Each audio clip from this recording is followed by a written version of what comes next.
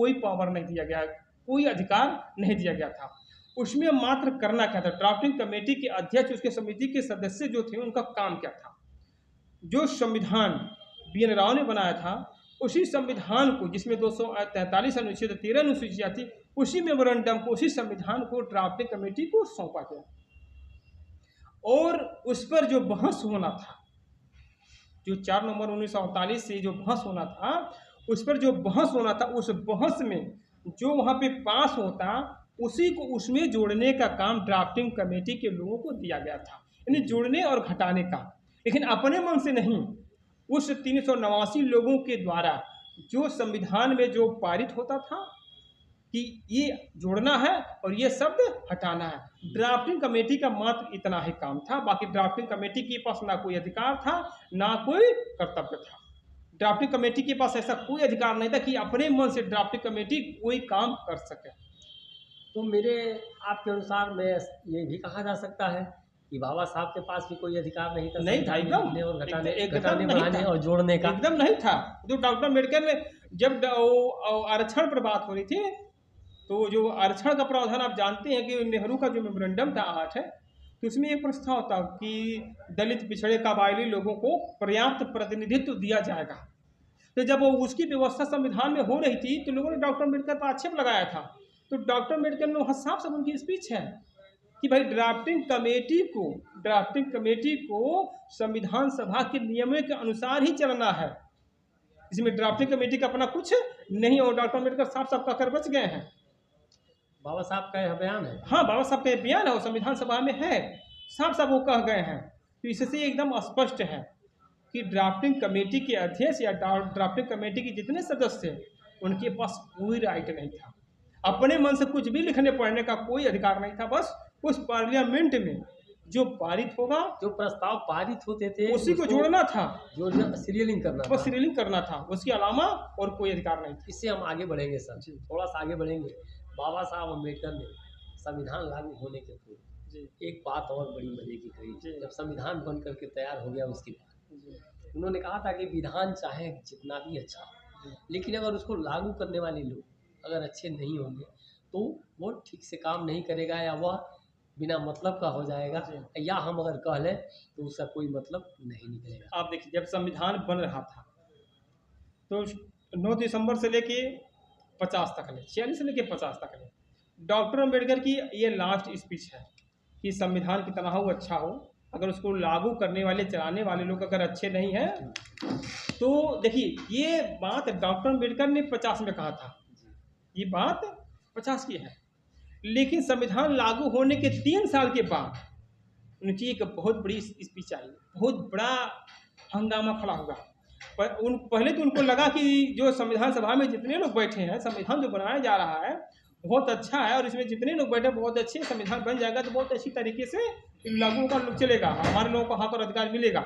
लेकिन 3 साल के बाद एक चीज मैं आपको रोकूंगा सर जी, कहीं वो बात तो आप कहने नहीं जा रहे हैं जी, वही बात जो आपने अपनी किताब में लिखा है, और मैं रोकूंगा आपको। इस पर बहुत हंगामा है लोगों का, और मैं देख लूँ आपको कड़े विरोध का सामना करना पड़ रहा है कि आपने इतनी बड़ी बात कैसे लिख दी अपनी किताब में कि मैं भाड़े का लेखक था। देखिए, यह बात कहना चाहते हैं क्या? एकदम वही बात आ रही है कि 3 साल के बाद जो दलितों के मसीहा, बहुजनों के मसीहा, जिनकी बदौलत हमारा अस्तित्व है, उनको ये एहसास हो गया कि ये जो संविधान बना है, जो 50 में संविधान बना है, और उसके बाद डॉक्टर अम्बेडकर को पूरी तरीके से अनुभव हो गया कि जो संविधान बना है वो संविधान पूरी तरीके से दलितों और पिछड़ों के पक्ष में नहीं है।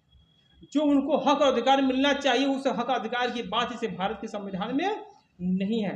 इसलिए आंध्रा बिल स्टेट पर जब बहस हो रही थी, जी, तो लोग आके डॉक्टर अम्बेडकर से कह रहे हैं कि अरे भाई, भारत का संविधान तो आप ही ने बनाया जी, तो आप इसकी आलोचना क्यों कर रहे हैं? जब संविधान आप ही बना रहे हैं, तो देखिए जब बहस हो रही थी तो डॉक्टर अम्बेडकर वहाँ आलोचना कर रहे हैं, तो उसमें काटूज साहब है और तमाम लोग, वो कहे भाई संविधान के निर्माता आप हैं और आप ही इसकी आलोचना करें, तो डॉक्टर अम्बेडकर वहाँ झलझला गए हैं। एक बात मैं और कहूँगा सर आपसे, सरदार पटेल ने भी वो किया था बाबा साहब से, संभवतः संविधान सभा में ही कहा था, उन्होंने वो सदन में कहा था, संविधान सभा में नहीं सदन में, कि आप तो संविधान निर्माता हैं, तो उन्होंने कटाक्ष करते हुए यह बात कही थी क्या? जी देखिए, डॉक्टर अम्बेडकर को पहले ही अनुभव हो चुका था। जब संविधान लागू हो गया, लागू होने के बाद जब ये बाहर निकले तो तमाम लोग इनसे कहते थे, क्योंकि ये बहुत बड़ी, मैंने बताया ना कि 9 दिसंबर से लेके अब 50 तक डॉक्टर अम्बेडकर के साथ कैसी कैसी साजिशें हुई। इन साजिशों का खुलासा तो डॉक्टर अम्बेडकर ने 25 नवंबर 1949 को कर दिया ना। 25 नवंबर 1949 की भाषण पढ़ लीजिए, 15 नवंबर 1948 का भाषण पढ़ लीजिए, 4 नवंबर 1948 का भाषण पढ़ लीजिए, 17 दिसंबर 1946 का जितना भाषण है, सभी भाषणों में डॉक्टर अम्बेडकर ने एक एक बातों का खुलासा कर दिया। लेकिन 25 नवंबर का जो भाषण था, जो डॉक्टर अम्बेडकर ने साफ साफ खुलासा, क्योंकि 25 नवंबर को उनको लग गया था कि इस देश में या संविधान में जो कुछ होना चाहिए तो हुआ नहीं, इसलिए उन्होंने साफ साफ अपने ऊपर जो एलिगेशन उनके ऊपर लोग लगा रहे थे संविधान निर्माता का, इसके पहले के लोग निर्माता का उनको ऊपर लोग कहें, इसके पहले वो डायरेक्ट 25 नवंबर 1949 को डायरेक्ट कहते हैं कि संविधान बनाने का जो श्रेय मुझे दिया जा रहा है उसका अधिकारी मैं नहीं हूं। शब्द है कि जो संविधान बनाने का श्रेय मुझे दिया जा रहा है उसका अधिकारी मैं नहीं हूं। उसके अधिकारी कौन है? उसके अधिकारी सर BN राव और SL मुखर्जी हैं, जिन्होंने प्रारूप समिति के विचारार्थ के लिए एक मोटे रूप में मसौदा बनाया, जिसमें 243 अनुच्छेद और 13 अनुसूचियां थी। देखिए, डॉक्टर अम्बेडकर ने इसका खुलासा 25 नवंबर 1949 को कर दिया, लेकिन आंध्रा बिल स्टेट पर जब बहस हो रही थी, फिर भी लोग उनको वहीं पर कह रहे हैं यदि आप ही संविधान निर्माता है, आप ही इसका आलोचना कर रहे हैं, आप ही विरोध कर रहे हैं। तो डॉक्टर अम्बेडकर वहाँ झल्ला जाते हैं, जुला जाते हैं। और राज्यसभा का डिबेट्स है, 2 सितंबर 1953 की बात है, और राज्यसभा में दर्ज है। और जिसको इस भाषण से, इस स्पीच से आपत्ति है, उसको राज्यसभा का जो डिबेट्स है और जन सूचना अधिकार अधिनियम के तहत इसको मंगा लेना चाहिए। और इसको तमाम राइटरों ने भी लिखा है, मैं अकेले लिखने वाला नहीं हूँ। चाहे आप गजानंद की किताब जिन्होंने अनुवाद किया कि बाबा साहेब की जीवनी, उन्होंने भी लिखा है, और देवेंद्र स्वरूप एक करके हैं, उन्होंने भी लिखा है, और सम्यक प्रकाशन ने एक किताब छापा है डॉक्टर अम्बेडकर की राज्यसभा की स्पीच, उसमें भी इस बात को लिखा है। और इतना ही नहीं, डॉक्टर अम्बेडकर के संपूर्ण वांग्मय में भी इस बात को लिखा गया है। तो आंध्रा बिल स्टेट पर बहस करते इस बात को डॉक्टर अम्बेडकर ने साफ साफ कहा था। जब लोगों ने इनको निर्माता कहा तो उन्होंने साफ साफ कहा कि मैं भाड़े का लेखक था। ये बात है सर आपकी किताब के जी, इसलिए मैंने कहा कि डॉक्टर अम्बेडकर की इतनी बड़ी बात को, इतनी बड़ी स्पीच को इस देश का बहुजनी, देश का बुद्धिजीवी या अपने आप को अम्बेडकरवादी कहने वाले लोग आज भी लोग इस बात को छुपा कर रखे हैं कि आखिर में 50 में संविधान लागू हुआ। डॉक्टर अम्बेडकर ने कहा कि अगर चलाने वाले बढ़िया तो बढ़िया चलेगा, लेकिन इस बात को क्यों नहीं बता रहे हैं?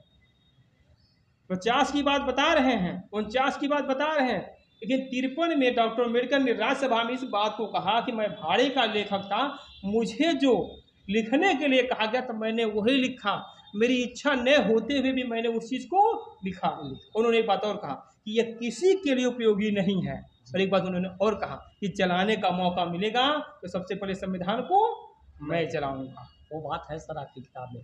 मैं आपसे एक बात जानना चाहूँगा, हम ये विशेष रूप से हम आपसे जानना चाहेंगे कि जैसे मान लीजिए कि 50 में उन्होंने कहा कि विधान कितना हो बढ़िया हो, अगर लागू ठीक से न किया जाए तो फिर वो बेमतलब का हो जाएगा।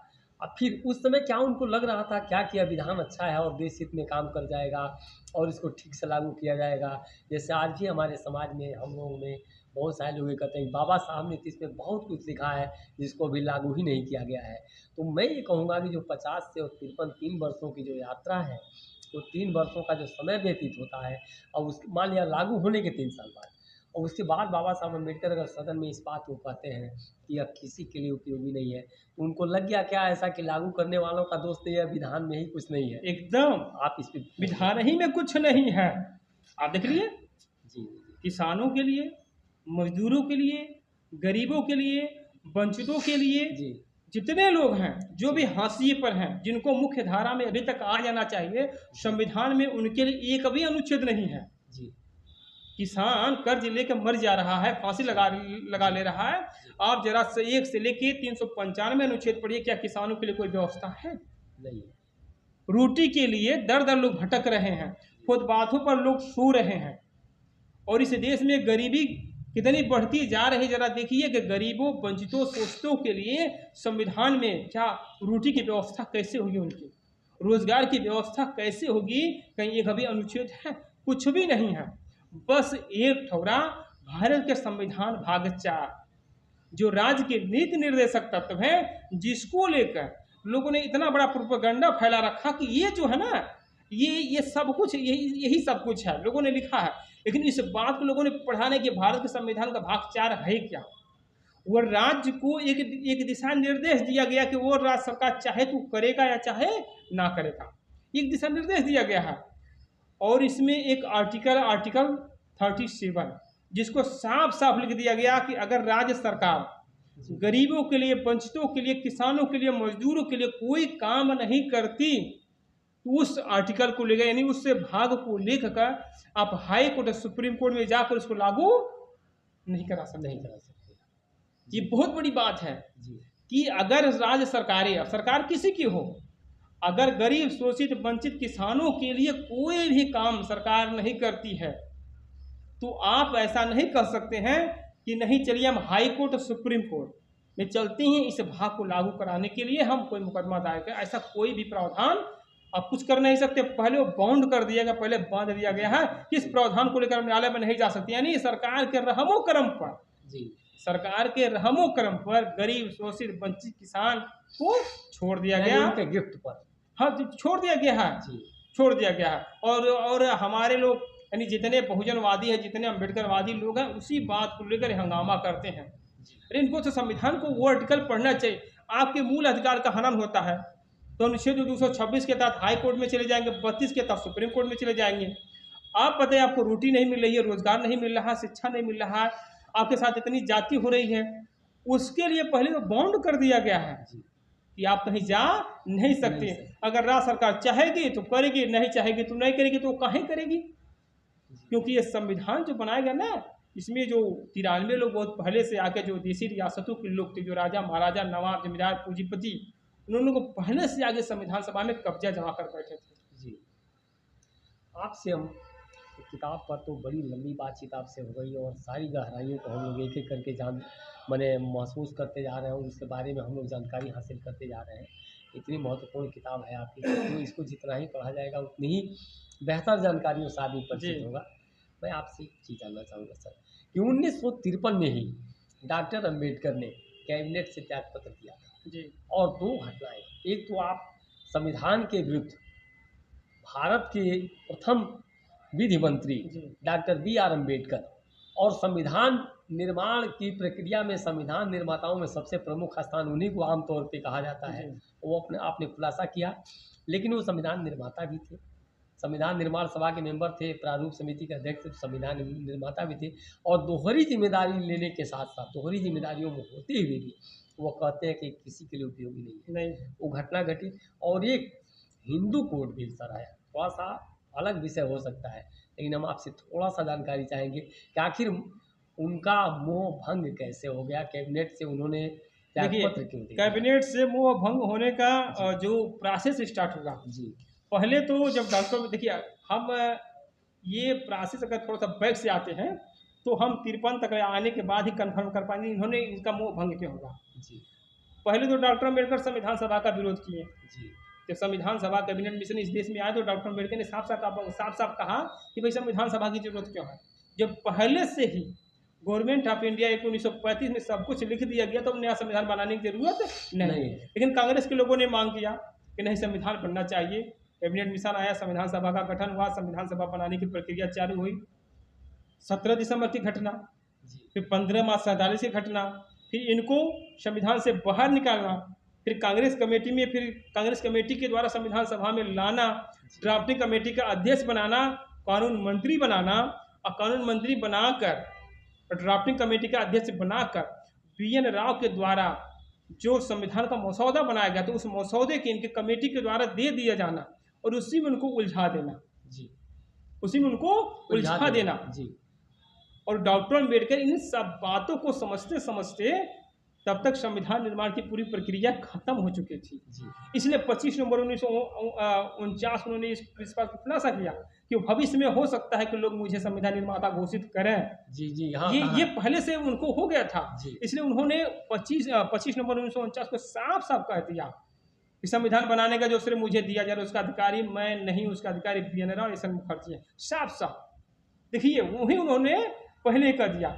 और इसके पहले 4 नवंबर 1948 को उन्होंने एक बात और कह दी कि ये जो भारत का संविधान जो बन रहा है ये गवर्नमेंट ऑफ इंडिया की 1935 की हुबहू नकल है। उसके तमाम प्रावधानों को उसमें से उठाकर इसमें रख दिया गया है। और हसरत मोहानी जी का एक स्पीच है 4 नवंबर को कि कहीं कहीं कहीं करोड़ा भानुमती ने कुनबा जोड़ा, कि कहीं अमेरिका से, कहीं इंग्लैंड से, कहीं जापान से, कहीं आयरलैंड से, ब्रिटेन से, सारे चीज़ों को लेने के बाद हमने अपने संविधान का निर्माण किया है। तो 50 तक आते आते डॉक्टर अम्बेडकर को तो हर चीज़ें एकदम पूरा क्लियर हो गई थी। और 53 में वो समझ गए पूरी तरीके से। 53 आते हैं ना, 3 साल के बाद वो पूरी तरीके से पूरे स्थिति साफ हो गई। तो डॉक्टर अम्बेडकर संविधान सभा में जो चाहते थे, गरीब शोषित वंचित समाज को जो देना चाहते थे वो दे नहीं पाए। इस बात को डॉक्टर अम्बेडकर 50 और 53 के बीच में बहुत अच्छी तरीके से समझ गए। इसलिए उन्होंने अपना अंतिम डिसीजन सुनाया। और अपना अंतिम एनालिसिस जो है सदन में रखा या किसी के लिए उपयोगी भी नहीं है। इसलिए उन्होंने साफ साफ कहा, क्योंकि वो जानते थे। अब पहली बार डॉक्टर अम्बेडकर थोड़ा सा बीमारी से ग्रस्त हो गए तो उनको भी लगने लगा हो सकता है मैं ज़्यादा दिन जिंदा न रहूं। तो ये भी उनके अंदर एक पीड़ा थी कि जाने से पहले समाज को एक अच्छा संदेश देकर जाना है कि आने वाली पीढ़ी कहीं ऐसा ना हो कि हमारे नाम की जय जयकार ही करते रह जाओ। मेरा असली जो मिशन है, जो मेरा असली जो गरीब शोषित वंचित समाज के लिए जो हक और अधिकार की लड़ाई भूल जाए, और वही हो रहा है। आपसे मैं एक बात जानना चाहूँगा वकील साहब कि आपके ऊपर गंभीर आरोप लगाए जा रहे हैं जी, और यहाँ तक कि आप पर FIR दर्ज कराने की भी बात हो रही है, और आपसे तो इतनी लंबी बातचीत हुई, आपने इतने सारे खुलासे किए, और भविष्य में ऐसा आपके ऊपर हो भी सकता है इस आपकी किताब को लेकर के, तो क्या आप डटे रहेंगे अपनी बात? अरे हम एकदम डटे हैं। आप पहली बात कि जिन लोगों को आपत्ति है जी, आपत्ति तो बहुत लोगों ने हमें इस किताब पर किया कि आपने इस बात को क्यों लिखा कि मैं भाड़े का लेखक था। तो मैं लोगों से ये कहना चाहूँगा कि देखिए ये मेरी स्पीच नहीं है, ये तो मैं नहीं कह रहा हूँ। मैंने डॉक्टर अम्बेडकर की स्पीचों को सिर्फ कोडिंग किया है अपनी किताब के फ्रंट पेज पर, ताकि लोगों को ये भी जानकारी हो कि डॉक्टर अम्बेडकर ने 53 में ये भी बात कही। जिससे अन्य बातों को लोग फैला रहे हैं, तो इस बात को भी लोगों को जानकारी होनी चाहिए कि आखिर में 53 में डॉक्टर अम्बेडकर ने ये बात क्यों कही और किस संदर्भ में कही। तो अगर जिनको विरोध है, जो लोग विरोध कर रहे हैं, उनसे तो मेरा निवेदन है कि फ्रंट पर कोई मंच लगावें और आमने सामना बात करें। मैं उनके जितने भी सवाल हैं, सारे सवालों का जवाब देने के लिए मैं तैयार हूँ। लेकिन मैं बता दूं, जितने लोगों ने मेरे पास फ़ोन किया या जितने लोगों ने अभी तक आपत्ति दर्ज कराई है, कोई भी व्यक्ति, कोई भी इंसान अभी तक फ्रंट पर आने का हिमायत नहीं किया। उसका रीज़न ये है कि तमाम लोगों ने इस 2 सितंबर 1953 के भाषणों को लोगों ने पढ़ा है, गूगल पे पढ़ा। मैंने इस किताब में जितना रेफरेंस दिया उन रेफरेंसों को लोगों ने पढ़ा। तो लोगों को पढ़ने के बाद ये तो लोगों को ये तय हो गया है या जानकारी हो गई है कि कहीं न कहीं ये बात डॉक्टर अम्बेडकर ने जो भी कही है सत्य बात है। इसलिए लोग फ्रंट पे आना नहीं चाहते हैं। और रह गई विरोध की बात, तो विरोध करने वाले करते रहेंगे, मैं पीछे हटने वाला व्यक्ति नहीं हूँ। पहली बात, मैं एक अधिवक्ता हूँ और अब जानते हैं कि अधिवक्ता बिना एविडेंस का कोई काम नहीं करता। अगर मेरे पास कोई एविडेंस नहीं है तो मैं कोई लड़ाई लड़ नहीं सकता हूँ, चाहे कचहरी के बाहर चाहे कचहरी के अंदर। और हम लोग कचहरी में जब कोई भी काम करने जाते हैं या अधिकारी के सामने कोई भी बहस कर, जज के सामने कोई भी बहस करने, बिना एविडेंस के, अगर मेरे पास एविडेंस नहीं तो हम पहले जानते कि केस में हम हार जाएंगे। तो इसलिए जिनको भी बहस करना है, जिनको भी जो कुछ करना है, अगर उनको लगता है कि ये गलत है तो वो लोग मंच लगावें, मैं उनके सवालों का जवाब देने के लिए तैयार। आपने इस किताब में जितनी भी तर्क अपने सुझाए हैं वो सब दस्तावेजी हैं, सब रिकॉर्डों में दर्ज हैं जी। आप साबित करने में एकदम है, सब सारे रिकॉर्ड, सारे दस्तावेज मेरे पास उपलब्ध है। क्योंकि इस किताब को लिखने के लिए 1 दिन का समय नहीं लगा, 10 साल का समय लगा। और 10 साल का समय कम नहीं होता किसी एक किताब को लिखने के लिए। सारे डॉक्यूमेंट, सारे दस्तावेज, मैंने जितना प्रमाण दिया सब कुछ मेरे पास है। आपसे हम अंतिम अपने दौर में गुजर रहे हैं, आपसे बातचीत के इतनी सकारात्मक बातचीत के बाद बहुत कुछ बचता नहीं है कि आपसे फिर सवाल किया जाए। आप एक चीज़ बताइए वकील साहब, हम आपसे ये जानना चाहेंगे, आपकी व्यक्तिगत राय भी मैं जानना चाहूँगा कि हर जुबान पर एक ही आवाज़ रहती है कि बाबा साहब ने यह संविधान लिखा और हमको ये अधिकार दिया, तो आज हम बोल रहे हैं, आज हम ताक रहे हैं, आज हम चल रहे हैं, आज हम रोजी रोटी पा रहे हैं और आज हम सम्मान से जी रहे हैं। यही कह करके कहा जाता है कि बाबा साहब ने ये सब मुझे दिया है। तो आप क्या कहेंगे, इन लोगों को क्या करना चाहिए? आपकी किताब को पढ़ना चाहिए? अगर ये सब मिल रहा है तो क्या आप बाबा साहब को इसका श्रेय देंगे, और अगर नहीं मिल रहा है तो क्या उनको दोषी ठहराएंगे? सबसे पहली बात, जो आपने सवाल जो पूछा बहुत जी। अच्छा है। सबसे पहली बात, लोगों को 2 चीज़ें पढ़नी चाहिए, जी संविधान निर्माण की प्रक्रिया जी और संविधान। जी संविधान निर्माण की प्रक्रिया मैंने लिखा है जी और संविधान की किताबें मार्केट में उपलब्ध हैं। जी संविधान निर्माण की प्रक्रिया जो कि लोगों को आज तक बताई नहीं गई, लोग जानते नहीं हैं, तो मैंने इस किताब को लिख दिया है। तो लोग पहले इसको पढ़ने के बाद समझ लें कि वाकई में संविधान बनाने में किन किन प्रक्रियाओं से लोगों को गुजरना पड़ा और डॉक्टर अम्बेडकर के साथ क्या क्या हुआ। जी और फिर उसके बाद भारत का संविधान लोग पढ़ लें और पढ़ने के बाद ये देखें कि उसमें मेरे लिए क्या है। जी मैं नहीं समझता हूँ कि आरक्षण के अलावा दलितों के लिए या पिछड़ों के लिए आरक्षण के अलावा और कुछ भी है। आरक्षण को हटा दीजिए, एक शब्द प्रतिनिधित्व का जो आर्टिकल 16 में दिया गया है, लोक नियोजन में अवसर की समता, उसको हटा दीजिए, उसके बाद देखिए आपको क्या उसमें है। लेकिन प्रोटेक्शन कमेटी के अध्यक्ष तो नेहरू जी थे। भाई मैंने बताया ना कि लगभग 26 कमेटियां बनाई गई थी। अब मैं बता रहा हूँ 26 कमेटियां बनाई गई थी। अब डॉक्टर अम्बेडकर की जिस कमेटी का अध्यक्ष बनाया गया था उससे कोई लेना देना नहीं संविधान से, वो तो पावरलेस कमेटी थी। वो संविधान से कोई लेना देना नहीं। अब मैं बता रहा हूँ मूल अधिकार की जो कमेटी बनाई गई तो उसमें 54 सदस्य थे। जी सोचिएगा 54 सदस्य में, और उसके अध्यक्ष सरदार वल्लभ भाई पटेल थे। जी तो अगर देखा जाए तो हमारे जो फंडामेंटल राइट्स हैं, हमारे जो मूल अधिकार हैं, भारत के संविधान में रखे गए मूल अधिकार, जी अब मूल अधिकार को अगर हम पढ़ते हैं तो मूल अधिकार में किसके विचार हुए? सरदार वल्लभ भाई पटेल के विचार पटेल के हुए। तो अगर ये टोटल, और सरदार वल्लभ भाई पटेल ने भाग 4 को ही रखा है। जी भाग 4 की जो हम बात करते हैं, जो राज्य के नीति निर्देशक तत्व है, ये वही फंडामेंटल राइट्स के ही देन है। तो अब ये बताइए, और सरदार वल्लभ भाई पटेल ने ऐसा क्यों किया कि आपको फंडामेंटल राइट्स दिया, लेकिन राज्य के नीति निर्देशक तत्वों में जहाँ पे गरीब, शोषित, वंचित समाज के लोगों को बढ़िया सुख सुविधा और अधिकार मिलना चाहिए था, उसको सरकार के रहमो करम पर लोगों ने छोड़ दिया। ये बहुत सोचने वाली बात है, रहमो करम पर छोड़ दिया। और उसके लिए अब हाई कोर्ट, सुप्रीम कोर्ट में उसको लागू कराने के लिए नहीं जा सकते। आपको नौकरी नहीं मिल रही है तो आप कुछ कर नहीं सकते हैं। आपके पास आवास नहीं है तो आप वो आवास के लिए कुछ हल्ला नहीं कर सकते हैं। आपके पास रोटी की व्यवस्था नहीं हो पा रही है तो उसके लिए आप कुछ कर नहीं सकते हैं। फिर उसके बाद राज्य की कमेटी बनाई गई कि हमारा राज्य कैसा होगा, सेंटर की कमेटी बनाई गई, हमारे हाई कोर्ट, सुप्रीम कोर्ट कैसे होंगे, हमारा निर्वाचन आयोग कैसा होगा और हमारी पार्लियामेंट कैसी होगी। इन सब के अध्यक्ष माननीय नेहरू और डॉक्टर राजेंद्र प्रसाद थे। तो आप बताइए, ये जो 22 से लेकर 26 छोटी बड़ी कमेटियां बनाई गई थी, और इतना नहीं, प्रारूप समिति के विचार के लिए एक छोटी कमेटी और बनाई गई थी। जो प्रारूप समिति बनाई गई थी, इस पर भी विचार करने के लिए कि ये लोग कहीं दाएं बाएं न हो, एक छोटी कमेटी बनाई गई थी।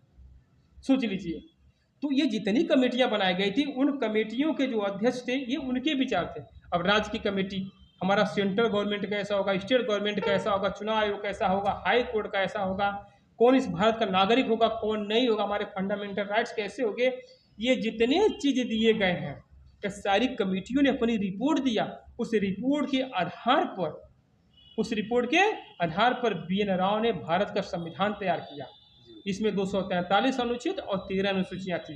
और एक बात इसमें छूट रही है, लोगों को ये बताया गया कि लगभग 60 देशों के संविधानों का अध्ययन डॉक्टर अम्बेडकर ने किया। ये गलत है। 60 देशों के संविधानों का अध्ययन करने के लिए माननीय पंडित जवाहरलाल नेहरू ने, इनकी पूरी कमेटी ने सर BN राव को भेजा था, जो संविधान के संवैधानिक सलाहकार थे। और 60 देशों का अध्ययन करने के बाद और इन कमेटियों की रिपोर्ट मिलने के बाद तब BN राव ने संविधान का एक मसौदा बनाया, जिसका खुलासा 25 नवंबर 1949 को डॉक्टर अम्बेडकर करते हैं। आप बता चुके हैं, अम्बेडकर करते हैं। जी जी जी। तो सर, हम आपसे मूल बात करना चाहें, आप क्या चाहेंगे कि इस जो संविधान हमारे देश में लागू है, इस संवैधानिक व्यवस्था में बाबा साहब के हाथ कटे हुए थे। इसके निर्माण प्रक्रिया में बाबा साहब के हाथ में पावर नहीं था, आप कहना चाहेंगे ये? जी, उनका कोई अधिकार नहीं था इसमें से अपने विचारों को ले आने का और निकाल देने का, इसकी खराबियों को। यानी बाबा साहब का ना हम दोषी बना सकते हैं, ना उनको हम इसका श्रेय दे सकते हैं। तो हम एक चीज़ कहना चाहेंगे, जो 15 मार्च 1947 का उनका अपना मेमोरेंडम है, तो क्या हम इस देश की भविष्य को संवारने के लिए वो मुकम्मल होगा? एकदम।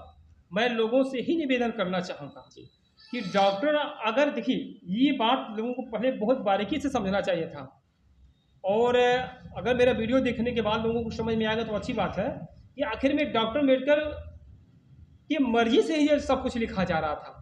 फिर 15 मार्च 1947 का मेमोरेंडम संविधान की शक्ल में पेश करने का औचित्य क्या था? बहुत बड़ा सवाल है कि आखिर में डॉक्टर अम्बेडकर ने उसको क्यों पेश किया। अब पेश किया तो लोगों ने उस पर चर्चा क्यों नहीं किया, उसको कूड़ेदान में क्यों डलवा दिया? फिर अगर डॉक्टर अम्बेडकर को ड्राफ्टिंग कमेटी का अध्यक्ष बनाया गया और फिर डॉक्टर अम्बेडकर को कानून मंत्री बनाया गया, तो डॉक्टर अम्बेडकर की उस मेमोरेंडम को फिर से डॉक्टर अम्बेडकर को लाना चाहिए था।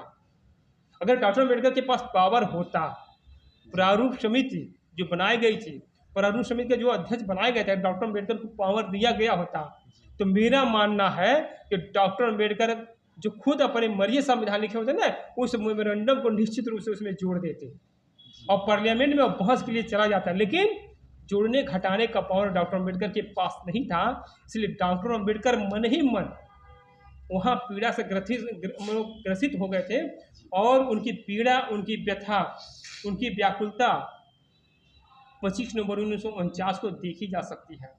2 सितंबर 1953 के भाषण में देखी जा सकती है, जिसको बहुजन समाज के लोग और जो अपने आप को अम्बेडकरवादी कहते हैं, इनको इस बात को समझना चाहिए। और मैं एक निवेदन करना चाहूँगा कि 15 मार्च 1947 का जो मेमोरेंडम है, जो संविधान की शक्ल में डॉक्टर अम्बेडकर ने पेश किया, पहले तो बहुजन समाज के लोग, अपने आप को अम्बेडकर कहने वाले लोग, अम्बेडकरवादी कहने वाले लोग उसको पढ़ें, और पढ़ने के लिए उस मेमोरेंडम को इस संविधान में लागू कराने के लिए रोड पर और सड़कों पर उतरने का काम कर, अगर डॉक्टर अम्बेडकर के मिशन को आगे बढ़ाना है, उनके सपनों का भारत बनाना है। तो धन्यवाद सर, आपकी बातचीत संपन्न होती है। धन्यवाद सर। सबसे पहले आपको तहे दिल से फिर से धन्यवाद दे रहा हूँ। आपकी अगली किताब का हम लोग इंतजार करेंगे, आपसे अगली पुस्तक पर भी हम लोग बातचीत करेंगे। यशवंत भारती जिससे आज बातचीत हम लोग की रही, बहुत यादगार, बहुत शानदार बातचीत हुई। यशवंत जी के द्वारा लिखी गई पुस्तक पर हम लोगों ने विस्तार से बातचीत की। जी, आप सबको भी धन्यवाद नमस्कार।